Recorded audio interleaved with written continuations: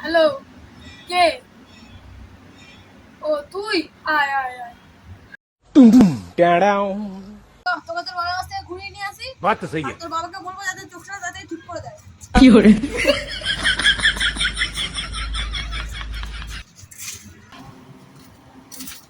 আস্তে। কাকা, আরে ভাইপো বল কি হলো? ওকে আবার নিয়ে এসেছিস কেন ঘরে? ভালোই তো ঘরে ছিল বসে। যা এখানে আমি একটু তোর বাবার সাথে কথা বলে আসি। আমি একটু কথা বলবো না? না না, আগে আমি কথা বলে আসি। আর বলছিলাম আমার চোখের ব্যবস্থা কিছু। আমার বাবা একটা শুনে বাচ্চা যে পাগলা চুদা, কিছু বলিস না, নাহলে আবার দুটো চোখ বেঁচে মদ খেয়ে নেবে। কানা চোদা হওয়ার মতো।